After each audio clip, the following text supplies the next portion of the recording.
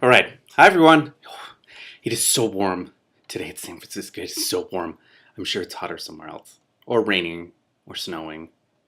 The United States is weird. So, this is going to be my first reading of the story Mimic by Tamora Pierce. It's in Tortall and Other Lands. Apparently, it's not connected to any other things. That's a weird sentence. Do understand? It's not connected to another series. So, this whole thing is for Aurora Bell. Thank you very much. You all should thank Aurora Bell. She is the one who sort of spearheaded and managed all of the splits for the doggy books, which is the canon name, FYI. I may be kind of sweaty in this video. It's fucking hot. It is so hot today. So let's do this. Mimic. When I rattled down the ladder and into our kitchen, my younger brother Pang greeted me with his usual complaint. When do I get to take the herd? He must have thought if he got me early, I might not be awake enough to give him my usual answer. No, Pang. I slung my pack onto the table and tucked the wrapped food set on the counter into it for later in the day. I don't know why you keep asking when my answer is always the same. You do good work with the cows. Ma shook her head as she handed me a breakfast bowl of rice mixed with dried pork. I think she was getting tired of this argument between Pang and me. There's plenty of folk to work the cows, whined Pang. You had your first flock when you were younger than me. Grandpa will take you for his apprentice any day. He says so all the time. I shoveled rice into my mouth. I didn't want to say that I would cling to the freedom of the hillsides and my flock of sheep as long as I could. Study with Grandpa would mean hours indoors, away from the sun, the winds, and the wild creatures. It would mean stuffy rooms and dusty books with only stuffed animals and dusty skeletons to look at. Grandfather says there were other shamans without magic, Ma said. They use talismans and amulets made by those with power, or they borrow their neighbors who have power. I glared at her, but Ma only shrugged. She was one of Grandpa's helpers, a healer with no magic. She was happy with that. Unless the chief herdsman says different. I told Pang, washing out my bowl and setting it to dry, that flock is mine. I slung my pack over my shoulder. Ma handed my staff and water bottle to me and kissed my cheek. As they left our house, I heard her tell Pang, "Your turn, my son. The cows are waiting." The early larks greeted me as I stopped to fill my bottle at the stream that ran by Grandpa's house. I stopped to pour some of my fresh water into the wide drinking dish before the shrine of the compact. I visited the shrine daily. Its roof was made with feathers that the valley birds let fall, gathered by our people and placed here. Every day the roof was different. Today it seemed that someone had found a molting cardinal. Bright red feathers graced the roof. The shrine was also proof that, long ago, there had been plenty of magic in our village.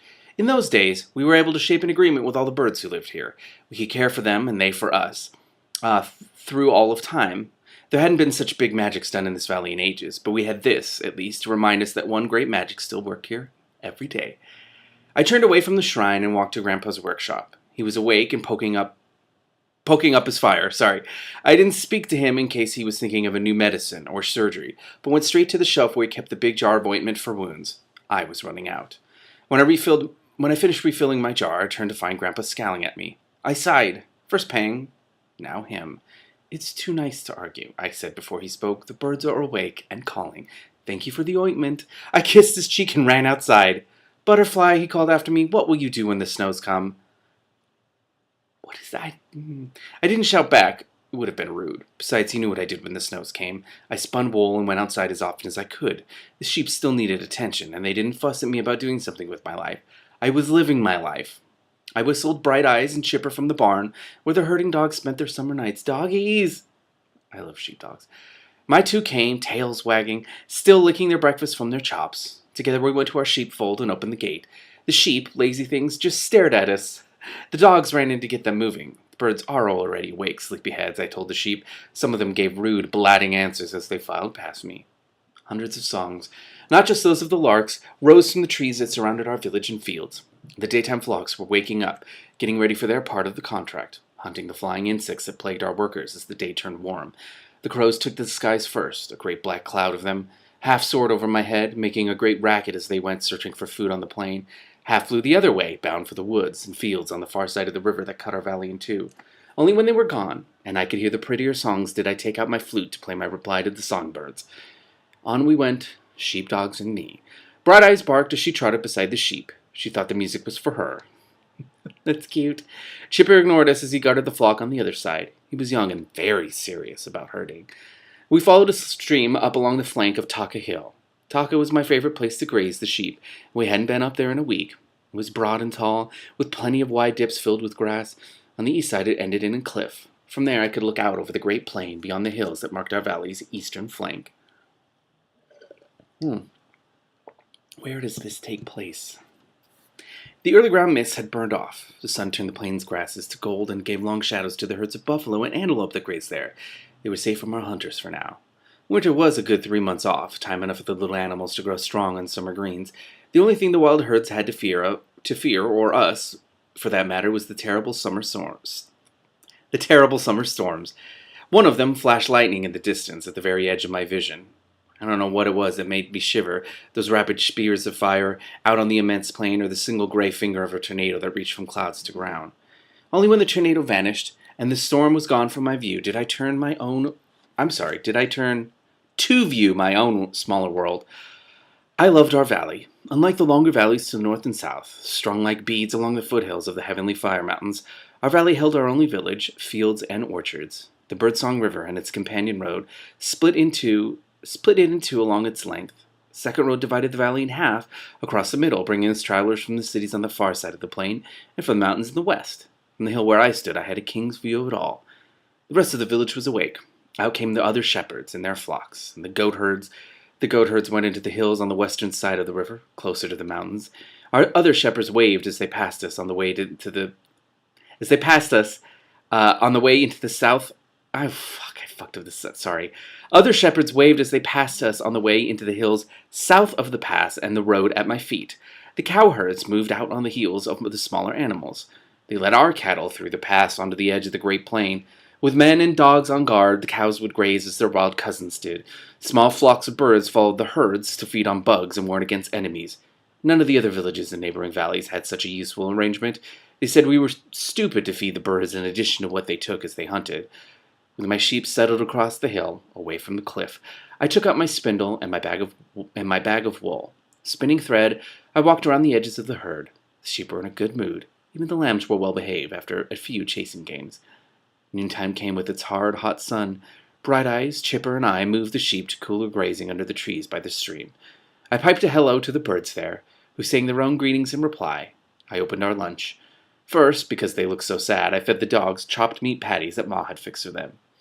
I didn't fall for the drooping ears, though, I said as I put their food on the ground. I give you this because it's time to eat, not because you made me feel sorry for you. Bright Eyes wagged her tail and barked, then gobbled her lunch. Chipper simply ate.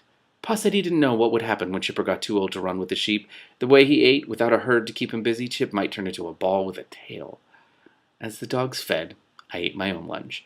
Then I broke up some cakes and tossed the crumbs out on the ground in front of me. The birds here were friends. Most had been brought to me by the field workers and herders. All had been in danger once. They had broken wings or legs, or their nests had fallen from trees. Grandpa had taught me what to do for them. Now I tended injured birds on my own. I always kept back some of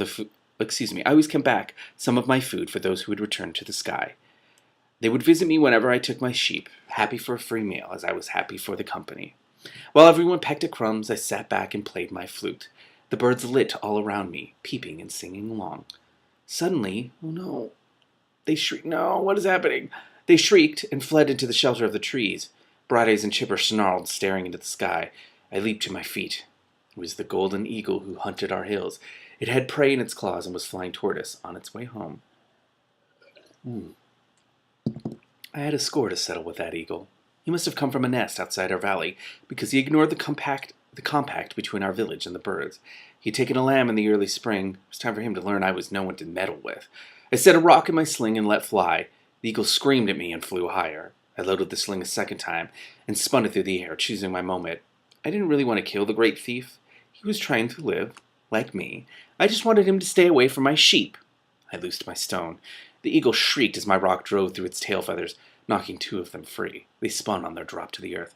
Ha! I yelled, and set another stone in the sling. Take that, sheep stealer! I let fly again. The eagle veered away, losing a wing feather.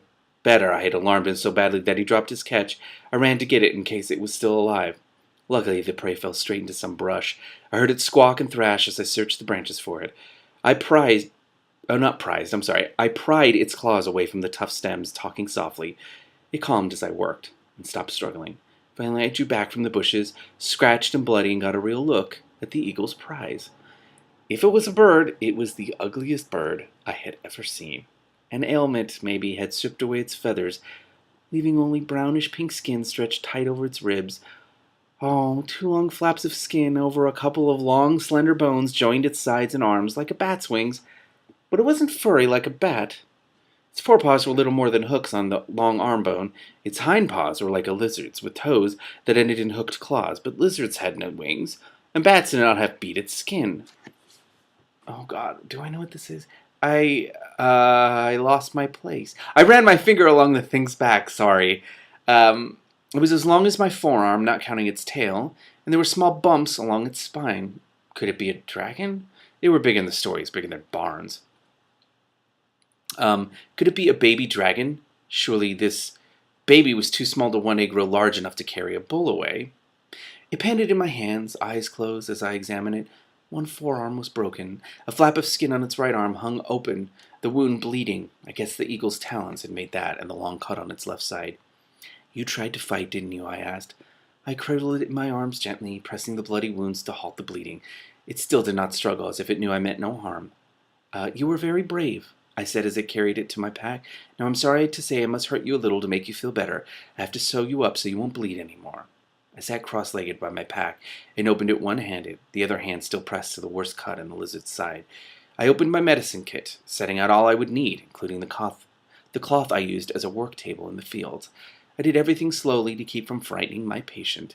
When I placed it on the cloth, it stayed still, panting softly. I wished all the animals I had cared for had been like this one. They had fought unless they were too sick to struggle.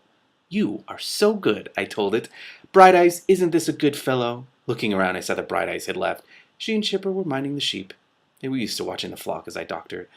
After wetting a square of cloth with water from my bottle, I touched the damp cloth to the cut in the lizard's side. It let out a sharp peep and opened its eyes. I'm sorry, I said. I did warn you it might hurt. I have to clean all the blood away. Then I got a good look into its eyes. They were bright copper, the shade of fresh-worked metal, with long black pupils. Those were not bad eyes. I wondered if they gave off heat, and I scolded myself for so foolish an idea. It blinked, and I blinked too. Now its eyes lost their hold on me. The lizard shrilled and bumped my hand with its nose. It seemed to be telling me to go ahead. I can't deal with cute animals. I can't. It's like it's my thing. Forever. Gently, I cleaned its wounds where the bleeding had stopped. It was wonderfully well behaved, though I must be hurting it. As I stitched the cuts, it began to trill in a high, sweet voice. I stopped, but the lizard only looked at me and continued to sing. I resumed my work as it did, splinting the broken bone and the wing once the open wounds were stitched. I learned to be careful of those finger hooks. They were sharp. My last step was to put Grandpa's healing ointment on the stitches. Only when I was done did the lizard's song end. I wiped my forehead on my arm and looked up to see that the trees around us were filled with birds. The sheep and the dogs had gathered near us on the ground. The creature looked around and gave one final drawn-out whistle. Finally it stretched out on the cloth and went to sleep. The birds took off when they realized the newcomer was done with its song. I covered it with a clean, dry cloth and walked down to the stream with the dogs. Now that I'd cared for its wounds, the question of what it was returned to baffle me. I knew our valley's lizards. This creature was like none of them. I'd seen pet lizards brought by travelers to sell to mountain and city dwellers, lizards with frills around their neck, or chins covered with spikes or strange-colored scales. None of those lizards did more than hiss, let alone sing. None were so ugly as this creature, with its pink-brown skin and lumpy head and spine. As I washed my hands and arms in the stream, I thanked the gods for sparing its life. Then I checked the flock, making sure no sheep had wandered off. After confirming that everyone was present, I left the dogs to mind the herd and returned to my belongings. A crow I had healed once, I knew him from his white splotched tail, stood over the lizard, his black wings spread to shelter the wounded creature from the sun. Oh no, it was too cute. When I came near, the crow squawked and flapped away. I stopped for a moment, breathless with wonder. How had the crow known to do that? And why had it done it for this stranger?